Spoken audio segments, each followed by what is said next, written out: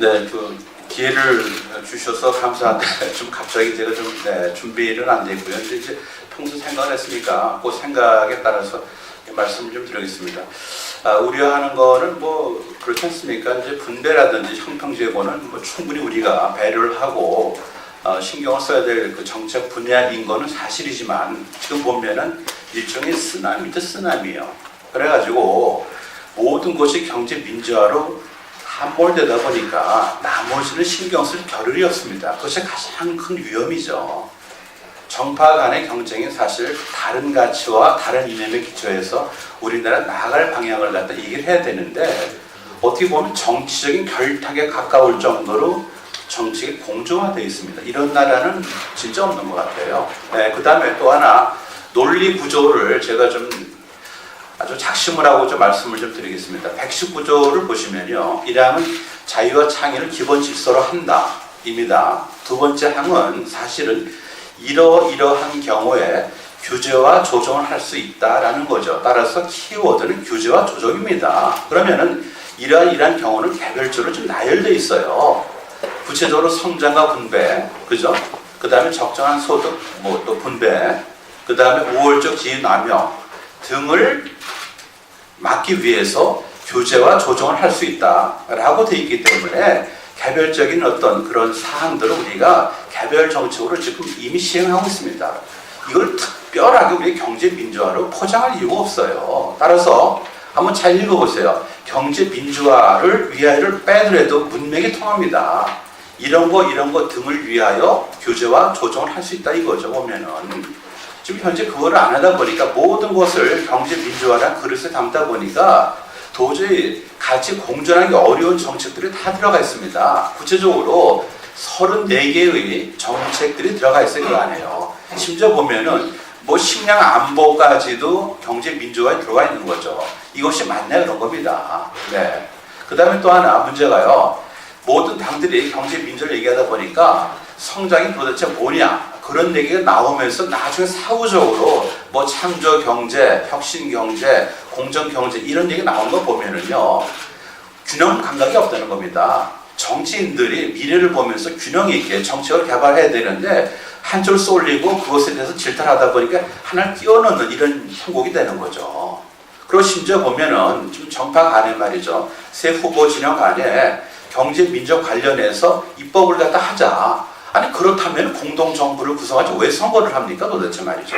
그리고 선거 즈음에 서로 입장을 달리하는 그런 정파 여야 될 사람들이 공동 발의해서 이거를 민주화를 갖다가 나중에 정체불명이죠. 통과시켰을 때 누가 책임을 지는 겁니까? 이런 걸 볼 때 우리가 참 굉장히 좀 현실이 좀 암담하다. 이런 암담한 현실이기 때문에 나름대로 지식인들이 노력을 해서 이건 아니다. 많은 사람들이 예스를 얘기할 때 이건 아닙니다. 노라고 얘기를 해야 되겠다 하는 그런 절박한 심정에서 이 자리에 나왔습니다. 그 다음에 또 하나 말이죠. 사실은 복지는 기본적으로 그 소득 분배, 그 다음에 우월적 지위 남용 그런 흐름 속에서 보조되는 거죠. 그러니까 복지가 중요하지만은 복지를 경제 민주화로 포장하는 것 자체는 논리적으로 잘못되어 있죠. 복지를 부정하는 게 아닙니다. 모든 것을 경제 민주에 넣는 그것이 정합적이냐, 실제로 경제 민주의 정체성에 도움이 되느냐, 그거죠 지금요. 어떤 식자들은 이렇게 일하더라고요. 우리나라에 지금 잡이 없는 것이 복지 관련해서 직업이 안 만들어졌기 때문에 그렇다고 합니다. 한번 논리적으로 생각해 보세요.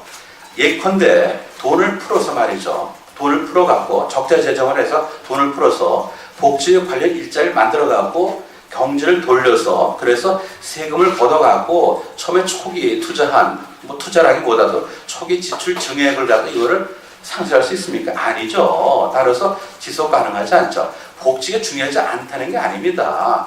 논리에 기초해서 재원을 마련하고 그것을 잘 배분해서 누구도 그늘진 데서 있지 않도록 하는 그런 노력을 갖는 철학이 필요한 거죠. 돈을 풀어서 지금 우리가 그렇게 했을 때 돈 회수가 안 되는 것이 명확한데 모든 걸 복지가 부족하다. 그 다음에 있는 자들이 어떻게 보면 감세를 했기 때문에 재원이 부족하다. 엄밀히 보면 감세가 뭐가 있었습니까? 법인세가 부자를 위한 감세입니까? 네? 법인세가 법인은 사실은 주주들이 갖고 있지 않습니까? 따라서 법인세 감세를 부자 증세, 부자 감세를 엮는 그런 양심불량에 대해서 개선을 하고요. 그 다음 실제로 중산층의 소득세율을 인하시켜준 거죠. 이걸 전부 다 마타 도식으로 해갖고 부자 감세를 통해서 재원이 부족하다. 그건 아닌 것 같습니다. 왜 이러냐? 모든 것이 민주화라는 잘못된 어떤 네이밍 때문에 포퓰리즘화 되어 있고 그 결과 정책에 대해서 우리가 냉철하게 보지 못해서 그런 겁니다. 대한민국 어디로 갈 겁니까? 당장 보세요. 파티 끝나고 나면 내년 3월에 아마 엄청난 청구서가 나올 겁니다. 엄청난 청구서가 말이죠. 34개의 정책에 대해서 어떻게 그걸 우리가 뒷감당하겠습니까? 따라서 일단 당선되고 보자. 그야말로 사익을 추구하는 거죠. 그야말로 사익을 추구하는 거죠. 대한민국 어디로 갈지 깊은 고민이 없지 않습니까? 끝으로 하나만 간단히 말씀드리겠습니다. 창조 경제론 좋습니다. 하지만 론이 왜 나오죠? 별건 아니지만은 어떻게 보면은 기본적으로 창조 경제에 대한 패러다임이죠. 창조 경제 비전이죠. 창조 경제 론을 쓰고 그 밑에 실천 전략, 실천 전략 그 나오는 거 보면은 사실은 조금 더 고민이 없다는 생각이 들어요. 그런데 제1야당이 창조 경제 비전과 창조 경제 론을 또 구별하지 못해서 이렇게 나오는 정도로 우리가 얼마만큼 경제 민주화 함몰됐냐라고 반증이 되는 거죠. 따라서 경제 민주화를 통해서 지향하는 건 맞습니다. 존중해야 되죠. 형평 제고도 해야 되죠. 하지만 이것이 전부 다는 아니죠. 예, 정권을 잡으려면 최소한도 두 바퀴에 굴러갈 수 있도록 성장과 분배에 굴러갈 수 있도록 성장을 통해서 재원을 마련하고 그것이 골고루 흩어질 수 있도록 그렇게 해서 지속 가능하도록 해야 되는 거죠. 인기 영합을 해서 민주화에 모든 걸 담고 누구도 책임지지 않고 심지어는 지금 선거 과정에서 공동 발의해서 경제 민주화법을 통과시키자. 이것이 정치의 상식입니까? 이게 대한민국 어디로 갑니까? 미약하지만 여기 105분이 모였는데 사실 아마 진짜 애국심의 어떤 그 반론일 겁니다. 저희들이 무슨 정권에 무슨 뭐 비판하기 위해서 아니고요.